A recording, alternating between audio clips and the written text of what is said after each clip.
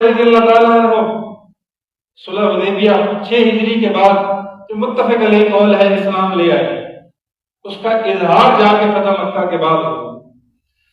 اور یہ کتابت وحی کی جو ذمہ داری ہے اور یہ جو ایمان کی تاریخ ہے اس کو ذرا سمجھیے گا۔ جو کتابت وحی ہے یہ کیسا منصب ہے؟ باقی فضائل چھوڑ دیں 1 منٹ کے لیے، باقی چیزیں ان کی ایک طرف رکھ دیں، خالی یہ سوچ لیں کہ جو کتابت وحی رب کا قرآن لکھنے کا اجر ہے یا یہ عمل ہے، یہ کس قدر قیمتی عمل ہے۔ ایک ڈیٹ آپ نے یاد رکھنی ہے، 8 ہجری۔ کتنی یاد رہے گی؟ یہ بھی یاد رکھیے گا کہ ایمان 6 ہجری میں لے آئے تھے حدیبیہ کے بعد، عملاً اس کا اظہار فتح مکہ کے بعد 8 ہجری میں کیا۔ اور یہ جو کتابت کا عمل ہے یہ کس قدر عظیم ہے، 2 مثالیں پیش کرنے لگا ہوں۔ 411 ہجری قاسم نام کا مسلمان بادشاہ امیر المومنین 9 عدد یہودی اس کے پاس آئے، ایک چمڑے کا خط لے کر کے آئے، مٹی اس پہ لگی ہوئی، گرد و غبار سے مٹا ہوا، آ کر کے اس کو کہتے ہیں امیر المومنین، مسلمانوں کے امیر، ہمیں ایک ایشو ہے، ایک مسئلہ ہے، ہماری بات سنیے۔ کہنے لگا جی سنائیے۔ کہا ہمیں آپ کے پیغمبر کا یہ پاکیزہ فرمان فلاں جگہ کھدائی کرتے ہوئے ملا، یہ چمڑے پہ لکھا ہوا ہے، گرد و غبار سے کٹا ہوا ہے۔ اچھا جی لے آئیے، لایا گیا۔ اس میں کیا لکھا ہے؟ اس میں لکھا ہے کہ یہودیوں پہ جزیہ منسوخ ہے، یہودی ٹیکس نہیں دیں گے۔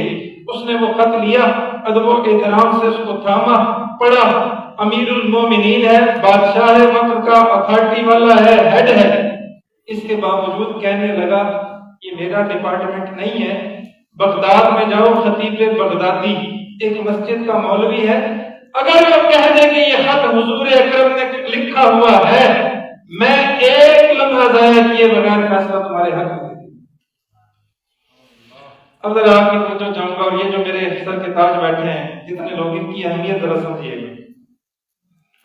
کوئی ٹیکنالوجی کا دور نہیں ہے، مشینیں نہیں ہیں، فرانسک لیب نہیں ہے، جدید ریسرچ والی لیب نہیں ہے کہ خط کو ان میں ڈالا جائے اور چیک کیا جائے کہ یہ خط حضور نے ہی لکھوایا ہے، کوئی ایسی ٹیکنالوجی نہیں ہے۔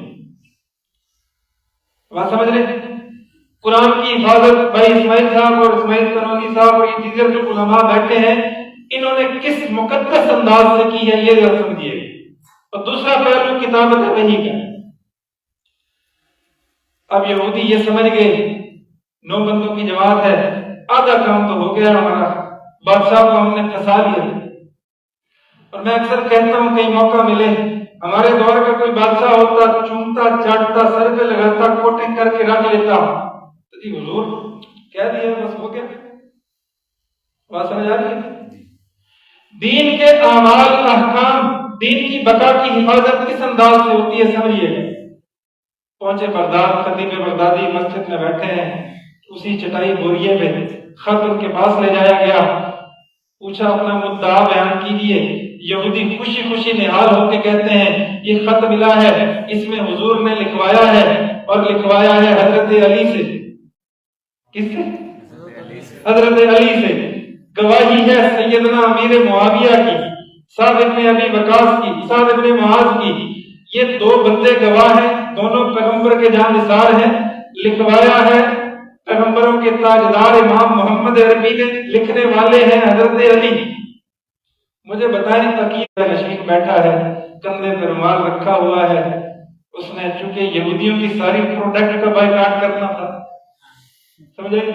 سب سے بڑی کا تو ہو گیا، چھوٹی چھوٹی بھی ہو جائے گی انشاءاللہ۔ وہ خط پکڑا خطیب بغدادی نے، میں آپ سب کی 1 منٹ کی توجہ، کہنے لگا لکھوانے والے محمد عربی، لکھنے والے حضرت علی، گواہی میں سعد ابن معاذ، دوسری گواہی ہے جناب امیر معاویہ رضی اللہ تعالیٰ عنہ کی۔ یہودی چپ ہو کر کے بیٹھا، خطیب بغدادی اٹھ کر کے کہنے لگے بات پہلے کے 2-3 مدرجات میں ٹھیک ہے، لکھوایا رسول اللہ نے، لکھا حضرت علی نے، آگے غلطی کر گئے ہو، سعد ابن معاذ 5 ہجری میں فوت ہو گئے ہیں، اور یہ خط لکھا گیا ہے 7 ہجری میں، اور امیر معاویہ حضور کے حلقہ ارادت میں کتابت کی نیت سے آئے ہیں 8 ہجری میں۔ ایک بندہ 5 کو چلا گیا، ایک بندہ 8 کو آیا۔ جب یہ لکھا جا رہا تھا یہ دونوں موجود ہی، سمجھے؟ یہ مولویوں کو جن کو تم 100 200 روپے دیتے ہو نا، انہوں نے تمہارے پاس اصلی قرآن آج اس طرح پہنچایا ہے۔ سمجھا رہی؟ مسجد مدارس میں بھونکنے والوں کو بتلائیے، جدید ٹیکنالوجی نہ ہوتی نا، یہودی ایک ایک چیز کو بدلتے بدلتے بدلتے وہاں لے جاتے، آپ سوچتے رہتے جیسے ہمارے یہاں اسلام بدلا۔ اب یہ ایک جدید اسلام نافذ ہو رہا ہے قریب قریب میں غامدی صاحب کا۔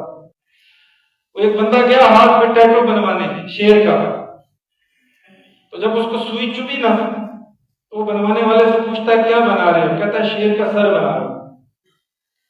کہنے لگا یار تکلیف ہو رہی ہے، سر کے بغیر بنا۔ دوبارہ سوئی لگائی، تکلیف ہوئی، کہتا آپ کیا بنا رہے ہو؟ کہا گھر بنا رہا ہوں باقی شیر کا۔ کہتا بہت تکلیف ہو رہی ہے، ٹانگیں بنا رہا ہوں۔ تیسری سوئی چبھی، اب کہا پہلی ٹانگ بن رہی ہے، بڑی تکلیف ہو رہی ہے، کرتے کرتے بات دم تک آپ پہنچی۔ اب جب تکلیف ہوئی تو کہنے لگا کیا بنا رہے ہو؟ کہا دم بنا رہا ہوں۔ کہا دم بنا دو باقی شیر چھوڑ دو۔ تو سوال حل کرنے کا مقصد یہ ہے، ٹیٹو بنانے والا گویا ہوا بنا تو دوں گا، لیکن میں نے بھی آج تک ایسا شیر نہیں دیکھا جس کا نہ سر ہے، نہ ٹانگیں ہیں، نہ دھڑ ہے۔ آپ بھی ایک جدید اسلام دیکھیں گے جس میں داڑھی کے متعلق کہا جائے گا عربوں کا رواج تھا، ٹوپی کے متعلق کہا گیا چونکہ صحرا کی گرمی تھی لوگ سر پہ ٹوپی رکھتے تھے۔ حجاب کے متعلق وہ کہتے ہیں چونکہ وہاں پہ عورتوں کو اس وقت کپڑے دستیاب نہیں تھے، منہ ڈھانپ کے چلا کرتی تھی، تو وہ اسلام کہاں گیا جس میں نہ پردہ ہے، نہ داڑھی ہے، نہ ٹوپی ہے، نہ باقی اعمال ہے، دم رہ جائے گی، باقی کیا رہ جائے گی؟ دم رہ جائے گی۔ تو میں عرض کر رہا تھا جناب امیر معاویہ رضی اللہ تعالی عنہ نے کتابت کو سنبھالا، اور کتابت کا یہ اعزاز ہے، اس کتابت نے میرے آپ کے ایمان کو، اخلاق کو، کردار کو، عقیدے کو آج کے دور تک بھی محفوظ رکھا ہوا۔ کہتے ہیں الحمدللہ۔ اس کتابت ہی کا ایک فیض اگر دیکھنا ہے، ابھی کچھ عرصہ قبل گرافن فنڈر نامی ایک جرمنی کا انتہائی بدنسل بنیاد پرست مسلمان، ایک سابقہ نو مسلم یہودی مسلمان ہوا، اور جب اس سے پوچھا گیا کہ آپ اسلام کیوں لائے ہیں، پوچھا گیا آپ اسلام کیوں لائے ہیں، بڑی توجہ سے سنیے گا، کہنے لگا میں نے جرمنی میں مہم شروع کی، یہاں سے ہر مسلمان کو نکال باہر پھینکوں گا، ان مسلمانوں کی وجہ سے یہ مسئلہ، وہ مسئلہ، فلاں مسئلہ، یہ مسئلہ، ان مسلمانوں کو یہاں سے نکال کے پھینکوں گا۔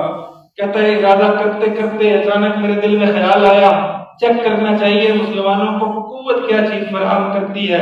مجھے بتلایا گیا، سمجھ میں آیا، ان کے سینے میں، ان کی الواریوں میں ایک کتاب ہے جسے قرآن کہتے ہیں اور جسے امیر معاویہ نے لکھا۔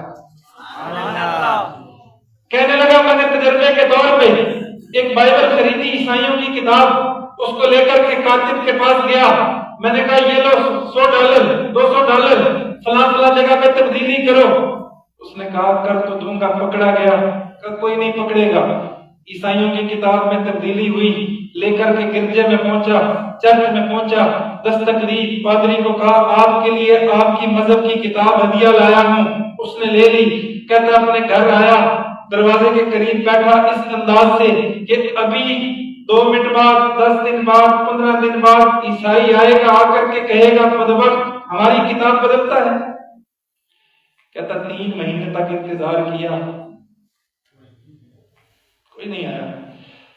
پھر میں نے یہودیوں کا نسخہ تبدیل در تبدیل وہ لیا، اس کو چینج کیا، $100-200 دے کر یہودی مربی کے دروازے پہ دستک دی، کہا یہ رسید کر لیں، اس نے خوشی خوشی لے لی، چلا گیا، دروازے کے قریب بیٹھا، کھڑکی کھول کے، ابھی یہودی آیا، ابھی آیا، ابھی آیا، آ کر کے کہے گا بدبخت ہماری کتاب بدلتا ہے۔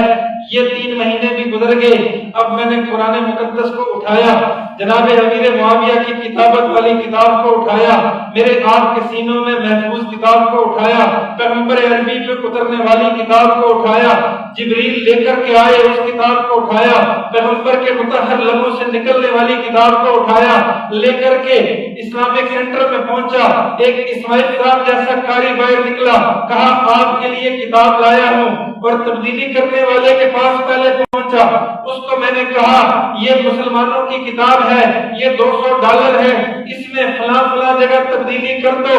کہتا ہے وہ اپنی جگہ سے اچھل کے اٹھا اور کہنے لگا پہلی 2 تو بدلی ہیں، بدل دی، اس کو ہاتھ بھی نہیں لگاؤں گا۔ پہلی 2 تو بدلی ہیں، بدل دی ہیں، اس کو ہاتھ لگانے کا مطلب ہے کہ میری موت۔ بات سمجھ آ رہی؟ ایک غیر مسلم کو بھی یہ جو کتاب یہاں پڑھی ہے اس پہ اتنا یقین ہے، کاش مجھے آپ کو بھی اتنا یقین نصیب ہو جائے۔ کہنے لگا نہیں بدلوں گا، اور پھر آپ کو پتا ہے جب مال آتا ہے تو کیا ہوتا ہے؟ تبدیلی آتی ہے، اور جب زیادہ مال آتا ہے تو زیادہ تبدیلی آتی ہے۔ $200 اور بڑھے نہیں، پھر 200 اور پھر $1000 کا ڈالر آیا، $1000۔ اب وہ بیٹھا، اس نے کہا کیا بدلنا ہے؟ کہا مسلمانوں کی کتاب میں بس زیر زبر پیش ایک حرف اڑا دو، ایک لفظ اڑا دو، تبدیلی کرو، میں چیک کرنا چاہتا ہوں۔ تبدیلی ہوتی گئی، سورہ بقرہ میں، فاتحہ میں کچھ چیزیں ابتدائی تبدیل کی، نسخہ تیار ہوا، قاری صاحب کے دروازے پہ دستک دی، یہ قرآن لایا ہوں، انہوں نے سینے سے لگایا، چلے گئے۔ کہنے لگا اسی انتظار میں کمرے کے دروازے کھڑکی کے قریب بیٹھا، ادھر سے بھی کوئی نہیں آئے گا، اسی انتظار میں بیٹھا ہوں۔ کم مہینے تو بڑی دور کی بات، ایک دن گزرا، دوسرا دن گزرا، تیسرا دن ہے، میرے دروازے پہ دستک ہوتی ہے، کھڑکی کا پردہ ہٹاتا ہوں، وہ قاری صاحب ہے اور دونوں بازو اوپر چڑھائے ہوئے، کبھی ادھر جا رہا، کبھی ادھر جا رہا۔ میں باہر نکلا، باہر نکل کے میں نے کہا کیا ہوا؟ کہا بدبخت، تو نے بھی سمجھا تھا یہ صفوں پہ لکھی ہوئی ہے اور آپ پہ لکھی ہوئی کتاب ہے۔ پہلا صفحہ کھولا، کہا یہاں سے من ہٹایا ہے، دوسرا صفحہ کھولا، کہا یہاں سے فی بدل دیا، تیسرا صفحہ کھولا، کہا یہاں سے زبر کو پیش سے بدلا ہے، اور پھر قاری صاحب سینہ ٹھوک کے کہتے ہیں یہ وہ قرآن ہے جسے محمد عربی نے جناب عثمان غنی کے حوالے کیا، جناب عثمان غنی سے چلتا ہوا امیر معاویہ کی کتابت کے ذریعے مجھ آپ تک پہنچا۔ سن بدبخت، یہ صرف ورقوں پہ نہیں ہمارے سینوں پہ لکھا ہوا ہے۔ محمد عربی نے 114 صورتیں دی، 540 رکوع دیے، 14 سجدے دیے، 1771 مدیں دی، 1274 سجدیں دی، 3,21,250 حروف جیسے جناب امیر معاویہ نے دیے ہیں، میرے سینے میں بھی محفوظ ہے۔ تم نے کیا سمجھا اس کی تبدیلی کی جائے گی اور مسلمان سوئے رہیں گے؟ مسلمان بانج امت نہیں ہے۔ یہ کتابت ہے جی جو آج کے دور میں بھی خود کو پروف کر رہی ہے۔ میرا چونکہ پڑھنے پڑھانے والا شعبہ ہے، اس وقت حضرت اور اس سے پہلے کچھ عرصے میں گوروں نے اعتراض کیے کہ پیغمبر کو کہتے ہو امی ان پڑھ اور پھر کہتے ہو کتابت بھی کی گئی، دونوں چیزیں متضاد ہیں، ملتی نہیں ہیں۔ آپ کہتے ہیں آپ کا نبی ان پڑھ تھا، پھر آپ کہتے ہیں پیغمبر نے کتابت بھی کی ہے۔ اللہ نے گوروں میں ایک گورا پیدا کیا جس نے گوروں کو گوری زبان میں جواب دے دیا۔ ایک نے آرٹیکل لکھا، دوسرا سامنے جا کے کھڑا ہو گیا، کہنے لگا آؤ میں بدلاؤں، پیغمبر کے دور میں فلاں حدیث ہے۔ کیا حدیث ہے؟ کہ پیغمبر کا ایک جانثار ہے جسے عمر کہتے ہیں۔ جسے کیا کہتے ہیں؟ زور سے بولیے، کیا کہتے ہیں؟ جسے عمر کہتے ہیں۔ مردے جلال مردے ہنر بھیجنا پڑا، اسے عمر کہتے ہیں۔ وہ اپنی بہن کے دروازے پہ دستک دیتا ہے، یہ گورا گورے کو جواب دے رہا ہے۔ کہتا تم مسلمانوں سے پوچھنے کیا جاؤ گے؟ آؤ میں بتاؤں 14 صدیاں پہلے اگر پیغمبر نے نہیں لکھا، پیغمبر کے دور میں ماننے والی اور کون لکھا؟ وہ دستک دیتا ہے، بہن فاطمہ کھڑی ہے اور چھپاتی ہے بھائی کو دیکھ کر۔ آپ سب نے یہ واقعہ سن رکھا ہے، حضرت عمر کے اسلام لانے کا واقعہ۔ چھپاتی ہے، کہا کیا چھپا رہی ہو؟ کہا جاؤ پہلے پاک ہو کے آؤ پھر۔ وہ گورا دوسرے گورے سے کہتا ہے وہ جو چھپا رہی تھی وہ کیا چیز تھی؟ بات سمجھ آ رہی؟ کہتا وہ تو مجھے علم نہیں ہے. کہا وہ جو چھپا رہی تھی نا وہ سورۃ طٰہٰ کی کچھ آیات تھی، اور وہ آیات کسی چمڑے، کسی تختی، کسی کھجور کی چھال پہ لکھی ہوئی ایک عام عورت کی، پردے والی عورت کے گھر میں موجود تھی. ایک عام عورت جب حضور کے دور میں لکھ سکتی ہے تو پیغمبر کیا شان والا. کتابت، حضرت امیر معاویہ کی کتابت کی بات یہاں روکتے ہیں اور یہ کرنا تھا. یہ کتابت کتنی اہم چیز ہے، یہ کتابت کتنی اہم چیز ہے. دوسرا امیر معاویہ کا بڑا کردار کیا ہے؟ آپ نے اگر اس دور میں کوئی ایسا لیڈر دیکھنا ہو جو ناپید ہے، جس لیڈر میں تحمل بھی غصہ بھی جمع ہو، بڑا مشکل کام ہے. تحمل بھی غصہ بھی جمع ہو. حضور تشریف لے جا رہے ہیں، اچانک حضور پیچھے مڑے اور کہنے لگے کسی کے پاس پانی ہے، میں نے وضو کرنا ہے. سب سے پہلے ایک شخص آگے ہوا جسے امیر معاویہ کہتے ہیں، کہا حضور میں حاضر ہوں. حضور نے وضو کیا. وضو کرنے کے بعد سیدنا امیر معاویہ سے فرمایا سنو معاویہ، جب اللہ تمہیں حکمرانی دے لوگوں سے نرمی کرنا. سیدنا امیر معاویہ فرماتے ہیں میرے دل نے اسی وقت قبول کر لیا، اللہ مجھے ضرور حکمرانی دے گی. اور پھر دوسری جگہ فرمایا اے اللہ معاویہ کو حساب بھی سکھا، کتاب بھی سکھا، جہنم کے عذاب سے بھی نجات دے. کون کہہ رہے ہیں؟ پھر آپ کی بہن سے نکاح بھی کیا. اور کنز العمال کی روایت کو اگر میں آپ کے سامنے بیان کروں، جس سے میں نکاح کروں اور جس سے اپنے بچوں کا کرواؤں وہ بھی جنتی، یہ بھی جنتی. وہ بات ختم نہیں ہوگی. اب یہ بحث کرنا کہ ان کا ایمان ایسا تھا ایسا نہیں تھا، یہ بحث فضول ہے. میں نکاح کروں یا کرواؤں وہ بھی جنتی، یہ بھی جنتی، بات ختم. اللہ معاویہ کو حساب بھی سکھا، کتاب بھی سکھا، جہنم سے نجات بھی دے. ایمان کی بحث ہی ختم کر. اب اگلی بحث میں ہے کارنامے کیا تھا. پہلا کارنامہ میں نے عرض کیا صبر بھی، تحمل بھی، غصہ بھی ایک ہی جگہ جمع ہے. فقاہت بھی جمع ہے، تاریخ بھی جمع ہے، پروٹوکول بھی جمع ہے، فقر بھی جمع ہے. اور یہ کہا جاتا ہے انہوں نے اپنے دور میں یہ کیا، وہ کیا، فلاں کیا. دو مثالیں سامنے رکھی ہیں. حضرت امیر معاویہ کے دور میں شریعت کا نفاذ کس طرح کا تھا. کیساریہ ایک بازار آپ کے دور میں فتح ہو، 16 سال جنگیں لڑی ہیں رومیوں کے خلاف. اور جب بستر مرگ پہ تب بھی یہ کہہ رہے ہیں میں مر بھی گیا تو رومیوں کا گلا گھونٹ دینا، میں مر بھی گیا تو رومیوں کا گلا گھونٹ دینا، جو بچا ہے اس کو ختم کر دینا. کیساریہ کا شہر فتح ہوا، 300 بازار تھے، فتح ہوا، ایمان آ گیا. اور اصل بات آپ کو اب سمجھانے لگا ہوں. اسلام آتا ہے، اصلی مسلمان آتے ہیں، لوگ کس طرح بدلتے ہیں سمجھیے گا. ہمارے جیسے برائے نام نہیں. آئے امیر معاویہ، 2-4 دن رہے، لوگوں کو چیک کیا. اس کے بعد جب پہلی اذان ہوئی، اذان کے بعد سیدنا امیر معاویہ کا اعلان گونجا اور تاجروں، فلاں فلاں بازار کے تاجروں، چاہے سونے کی دکان ہے، کریانے کی ہے، کپڑے کی ہے، جو مسلمان ہیں دکانیں کھلی چھوڑ کے مسجدوں میں جاؤ، نماز پڑھو. معاویہ دیکھیے گا اس کے دور کے اندر کس ماں کا وہ بچہ جنا ہے جو چوری کرتا ہے.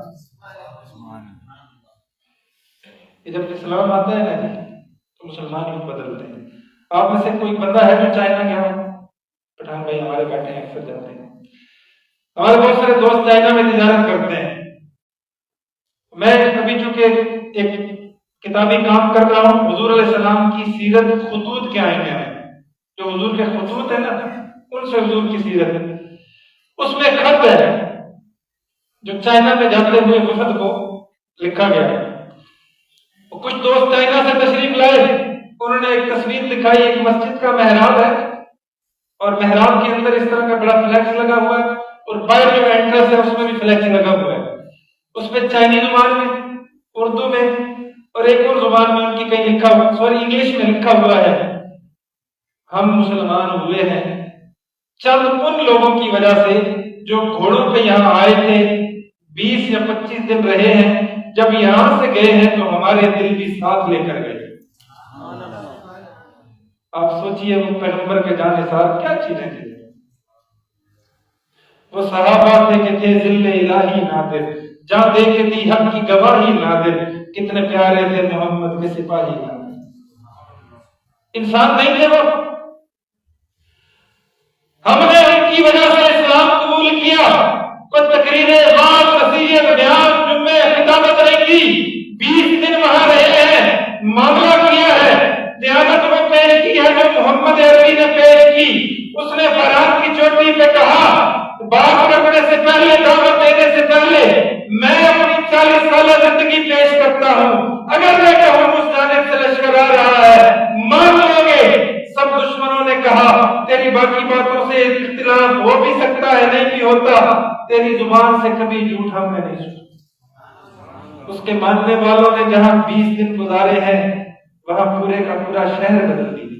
تو سیدنا امیر معاویہ کہنے لگے کسی ماں نے ایسا بچہ نہیں جنا جو چوری کرے۔ دوسرا مرحلہ دیکھیے، اس دور میں شریعت کا عرف کیا تھا۔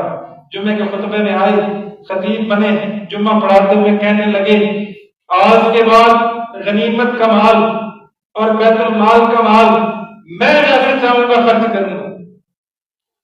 جنگ میں آیا ہوا مال جس پہ تمام مسلمانوں کا حق ہوتا ہے، اور بیت المال کا مال جس پہ تمام مسلمانوں کا حق ہے، اپنی اپنی ضرورتوں کے بغیر ہے۔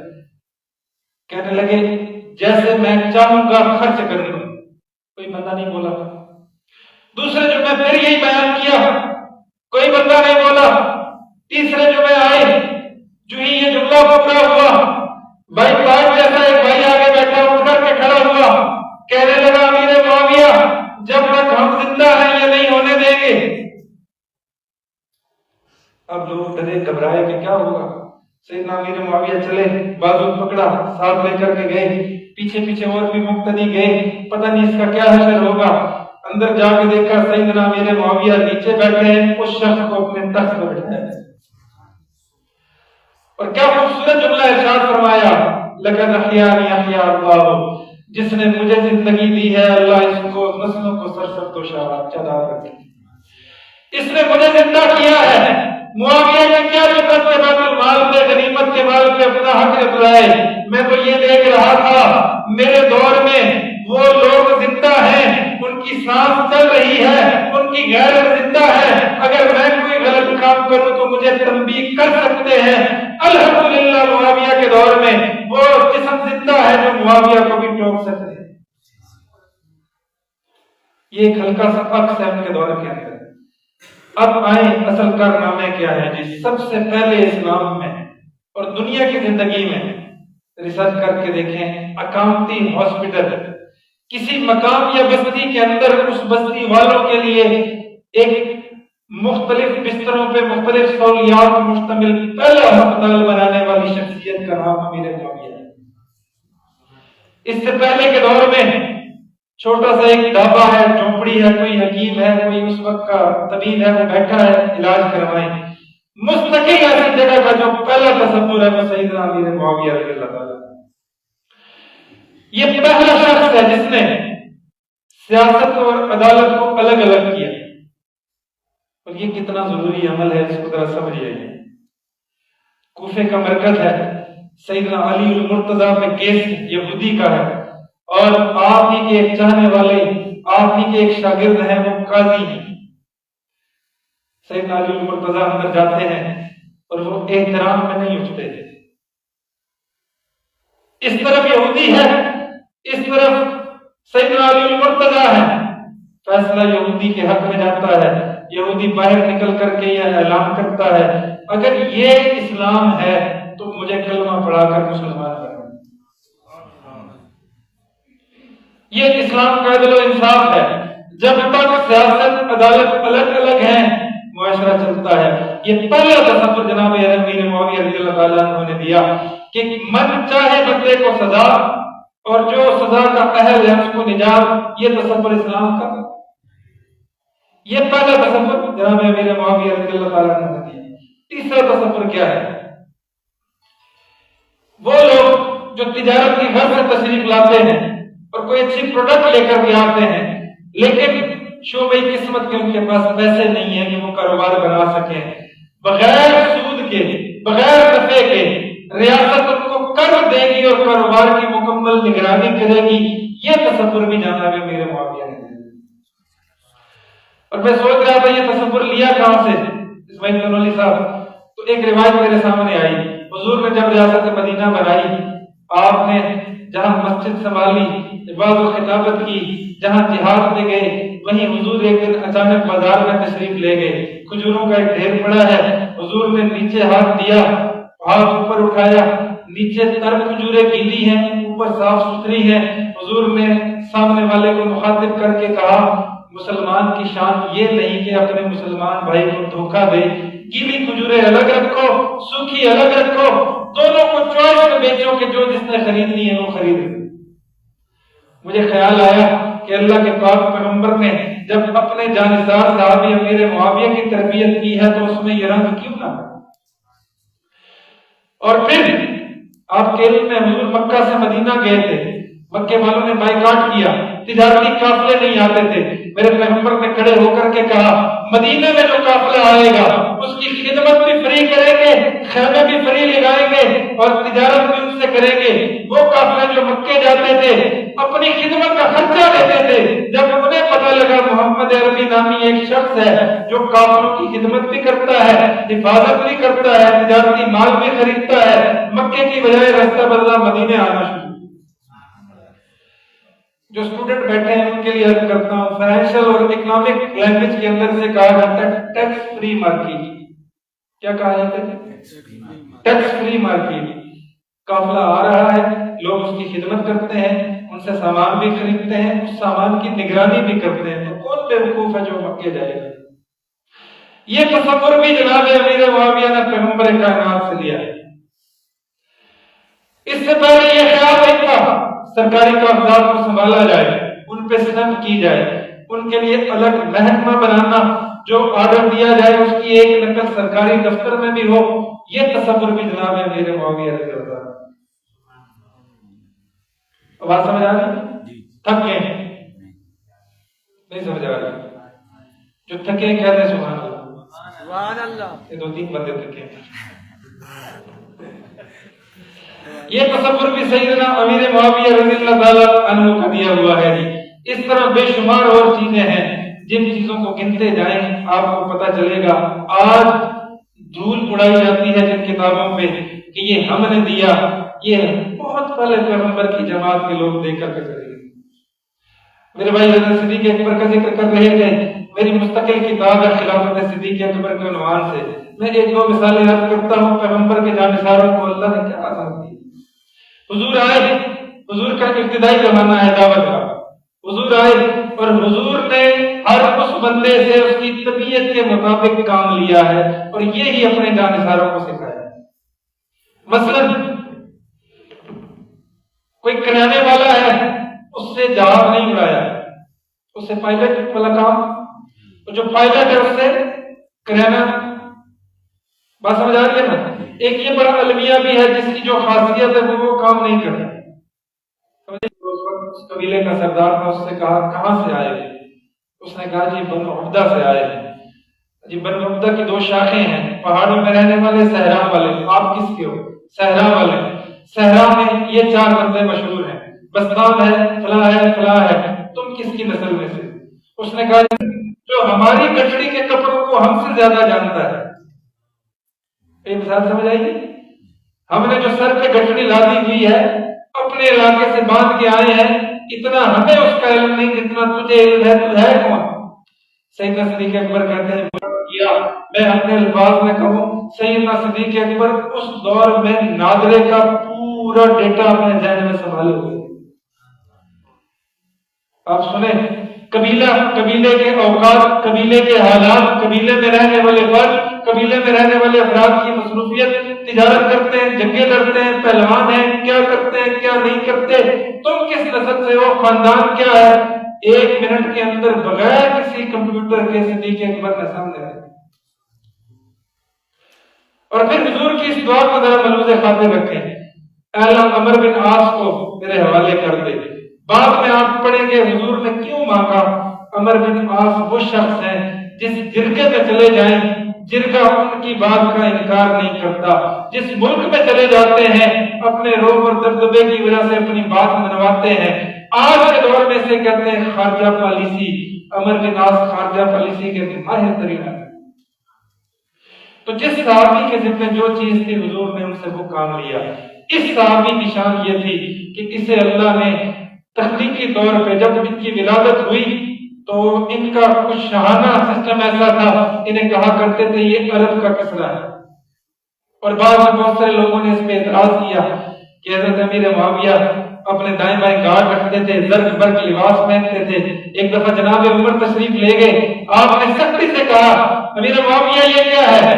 ان کو لے جا کے اپنا تکیہ اٹھا کے دکھایا، نیچے مسواک اور تلوار پڑی ہوئی ہے۔ کہا امیر المومنین میں آپ کے پیغمبر کا، آپ کا اسی انداز سے اطاعت گزار ہوں، لیکن کیا کروں، رومیوں کا آنا جانا ہے، ان کو مرغوب کرنے کے لیے یہ ضروری ہے، اگر نہیں کیا جائے تو ان کے دل میں یہ آتا ہے مسلمان پسماندہ ہے۔ جناب امیر المومنین نے یہ سن کر کے اجازت، آپ نے 19 سال سنا، 19 سال سے قبل 20 سال کبھی اردن کے گورنر، کبھی شام کے، کبھی فلاں کے، کبھی فلاں کے، 20 سال کا وہ عرصہ لگائیں، 19 یہ لگائیں، 19 بھی نہیں پورا 20 بنتا ہے، 40 سال حکومت کی جس شخص نے، 40 سال حکومت کی، اس حکومت کے مسائل، اس کے کارنامے خالی نام میں گھسنا یاد ہے۔ میں ابھی سوچ رہا تھا کیا کیا نام کے مفہوم ہو سکتے ہیں، پھر مجھے خیال آیا، ویسے میرے ذہن میں اللہ نے ڈالا کہ ادھر والا جو طبقہ ہے وہ تو نفرت سے ہی نام لیتا ہے، خالی معاویہ کے نام کو ہی دیکھ رہے ہیں، میم کو لیں تو مودت محبت، عین کو لیں تو عشق نکلتا ہے، الف کو لیں تو الفت نکلتی ہے، یا کو لیں تو یگانگت نکلتی ہے، نام میں گھستے ہو تو نام بھی محبت ہی دیتی ہے۔ بدبختو، خالی نام میں ہی گھسنا ہے۔ بات سمجھ آ رہی ہے کہ ایک تو نیت کریں گے اپنے بچوں کا نام معاویہ رکھیں گے اور فخر سے رکھیں گے الحمدللہ۔ دوسرا یہ ہے جو پڑھ سکتے ہیں وہ تو خود پڑھیں، سیدنا امیر معاویہ رضی اللہ عنہ کے حالات واقعات، اور بالخصوص سیرت معاویہ جو مولانا نافع صاحب کی ہے، بہت عظیم بزرگ ہیں، یہ ضرور پڑھیں اور پڑھنے کے بعد سوچیں اس میں ہمارے لیے کیا ہے۔ ایک جملے میں اگر سمیٹوں تو دینی غیرت کا نام امیر معاویہ ہے۔ کس چیز کا نام ہے؟ دینی غیرت کا نام ہے۔ دین میں کہیں کوئی مسئلہ آئے، اگر آپ کا ضمیر نہیں جاگتا اور میرے سمیت، تو ہم حضرت امیر معاویہ کے جھوٹے عاشق ہیں، محض باتیں ہیں اور کچھ بھی نہیں۔ اور اگر غیرت جاگتی ہے کہ یہ غلط ہو رہا ہے، پھر امیر معاویہ کا سپاہی ہو، پھر ہو نہیں سکتا کہ وہاں پہ وہ کام ہو۔ تو چلے تہیہ کریں گے، حالات سیکھیں گے، پڑھیں گے، سمجھیں گے اور خود کو اس نہج پہ ڈالنے کی کوشش کریں گے۔ اللہ تعالیٰ ہمیں پیغمبر کی جماعت کی عقیدت محبت سے وافر حصہ نصیب فرمائے اور ہمیں اور باطنوں بدبختوں ان فتنوں سے محفوظ رکھے، اور جو کچھ کہا اس میں کامل عمل کی توفیق نصیب فرمائے۔ میں بہت شکریہ ادا کروں گا اپنے بھائی پہ، انہوں نے پچھلی دفعہ مجھ پہ سخت پابندی لگائی تھی کہ آپ نے میرے متعلق کچھ نہیں کہنا، لیکن سچی بات تو یہ ہے اللہ تعالیٰ نے ہمارے اس بھائی کو بے حد جذبوں سے نوازا ہے۔ اس سردی میں آپ کو یہاں اکٹھا کیا ہے، اس سے بڑی اور کیا آپ سمجھ سکتے ہیں؟ ماں باپ 4 بھائی اکٹھے نہیں بیٹھ سکتے ہیں، تو بیٹھتے نہیں، بیٹھتے مشکل ہے بڑا۔ ایک گھر میں اگر 10 بھائی ہیں وہ اکٹھے نہیں بیٹھ سکتے ہیں، تو خالص واحد دل کا دینی جذبہ ہے ہمارے اس بھائی کا کہ لوگوں کو بتایا جائے کہ یہ دن اس وقت اس چیز کی ضرورت ہے۔ کبھی ختم نبوت ہے، کبھی احتجاج ہے، کبھی جناب امیر معاویہ ہے، کبھی صحابہ کا تقدس ہے۔ ہر موقع پہ جب یہ آپ کے ایمان عقیدے کا لحاظ رکھتا ہے، آپ بھی اس کا نہیں